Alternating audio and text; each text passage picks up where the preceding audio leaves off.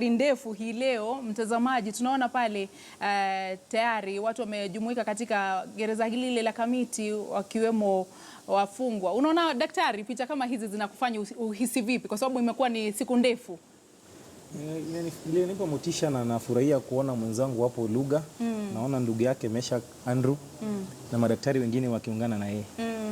Na wengi hawakutarajia kwamba ikiwa imefika saa 12 hawangeachiliwa, lakini sasa tunamwona huru na tabasamu kubwa kweli. Naam, tunafurahia. Pia tunasema pole kwa familia yao ambao wameweza kukaa siku 2 bila wapendana wao. Na tungependa kusema pole kwa jamii kwa niaba ya chama cha madaktari na kwa niaba yangu.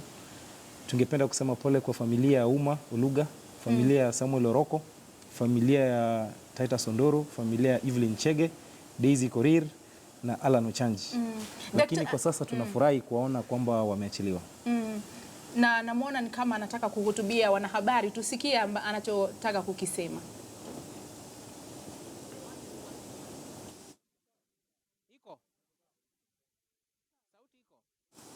Naam, tutakuwa tukirejea katika mahakama gereza hilo. Wakili, nini ambacho kimesababisha mambo kama haya? Imekuwa mchana mzima hawajaachiliwa. Masharti ni yapi ya kumwachilia mfungwa baada ya mahakama kuamuru? Wakati mfungwa anapoachiliwa na mahakama, ile oda ambayo koti imetoa lazima ifanyiwe watu kile ambacho wanaita extraction, itolewe upate imetokeza vile ambavyo koti imesema. Kisha kuna ile release order ambayo inatolewa. Hiyo ndio inapelekwa kwenye magereza, hapo basi mfungwa anaachiliwa. Inawezekana ni kama ulivyosikia kwamba kulikuwa na mchanganyiko. Kidogo tumsikize Oluga anasema nini. That whatever took away our liberty is so important that it should also give the doctors of this country their liberty. And for me, I'm grateful. It's been quite an experience from the day that we were jailed.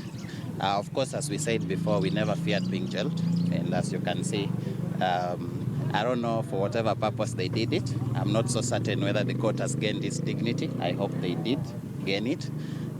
For us, we said that we still want whatever we wanted. I'm very grateful for the Kenyans and for you, the media, who have highlighted this case. I'm very grateful for all the colleagues, the doctors who have stood by us until now. I'm very grateful that even for the prisoners actually who have been my colleagues for the last 2 days, nearly now 3 days. Of course, as you all know, there are very clear reasons why we came in here. We did not come here because we broke the law. We came here because someone made themselves being dignified. And I think I want to speak very clearly to the justice system. Never put yourself in a situation or in a position where the courts can be undermined. And I think it is important that the courts understand that. Do not put yourself in a case where you can be undermined. There is no law in the country, no law on earth that is superior to human life. There is no law. And as long as people are in pursuit of their life and their livelihoods, which the doctors are, and which society is, and which the health sector severely needs, there is no law that can be superior than that. Thank you. People would like to know what was the experience, sleeping, meals, and they want to know whether that will impact on your future engagements in resolving this impasse. For me, I was born and I have ever remained in the most humble of walks of life. I have no wealthy connections, neither do I have powerful connections. I have lived a low life all my life. And therefore, the life inside here, which is the life of the prisoners, is so familiar to myself and to my background. It is the life of everyday Kenyan. There is nothing strange about it. Prisoners are human too. And prisoners need help too. There are many people who are inside here who may never have broken the law. There are many people inside here who've never broken the law. Every human being has a story. Inside here are people, just like people outside here. And for us, we've found a new reason even to help. Even themselves, they don't have doctors, you know. The first day that I was here, I slept in the hospital. I don't know whether that was meant for whatever reason, but you know, I came face to face with people who really needed me. And that was my first duty. When I woke up yesterday in the morning, I did my first ward round. Indeed, if I ever stayed here, I think the prisoners would have been happier because at least they would have had a doctor seeing them every single day. Kwa hivyo unamaanisha ndani ya gereza hamna madaktari? Kuna daktari, kuna clinical officers, and also there are a few other doctors, but they are few. And sometimes their referral is Kenyatta National Hospital, which is also not working. And so there are people who are suffering. They need care. For us as a union, we're going to engage and even come and give them specialized care in the future. I have seen very good hearts here, people who have taken care of me much better than the government has ever taken care of me.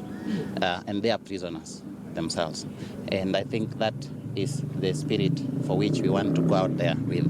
I think even as we go, you asked whether this is going to break our hearts. I think it is impossible to break the mental spirit of Dr. Ouma Oluga. It is absolutely impossible. The focus is still the focus. And the focus is to improve health sector. The Kenyans have suffered enough. I think it is important that the government knows that it is time for a solution. But that solution must be based on the CBA of 2013. It is time that the Kenyans got back their health sector. We cannot keep on being consistent on foolishness. I think consistent foolishness is the play of little minds. We are not of little minds. I believe the government is not of little minds. We must sit down, engage, and come up with a solution. Thank you. Na ujumbe wako labda kwa viongozi wa taifa? It comes to a time when, you know, there's the question that I've been asking myself this time. What does it mean, leadership, in this country? What does it mean, leadership? Leadership means that you give to your people that which is important to them. Healthcare is a very important commodity in this country. It is actually despicable that the Ministry of Health, the Cabinet Secretary, the Principal Secretary, the Cabinet, the whole Cabinet can be going about their business while the ordinary citizen does not have health care. I think that is despicable. I think the leadership has shown clearly that they lack one thing: empathy for poor people. What did you miss most? What did you miss most? I missed everyone. I missed everybody. Okay. Thank you.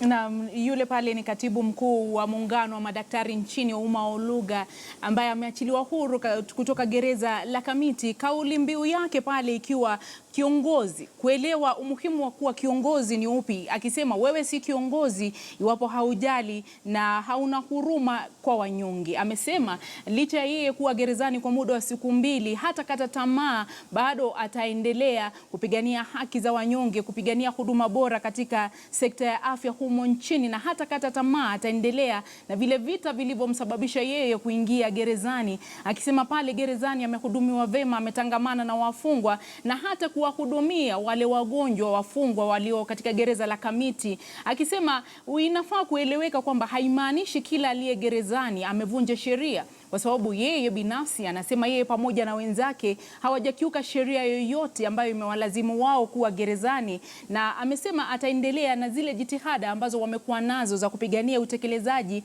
wa ile sheria na makubaliano yaliyotiwa saini mwaka 2013. Na tumeona jamaa zake pale, nduguye amekuwa pale kumlaki katika gereza la Kamiti. Wanahabari wetu wako katika magereza mbalimbali kupokea wale wafungwa ambao wameachiliwa na mahakama mapema hii leo, na tutakuletea picha hizo.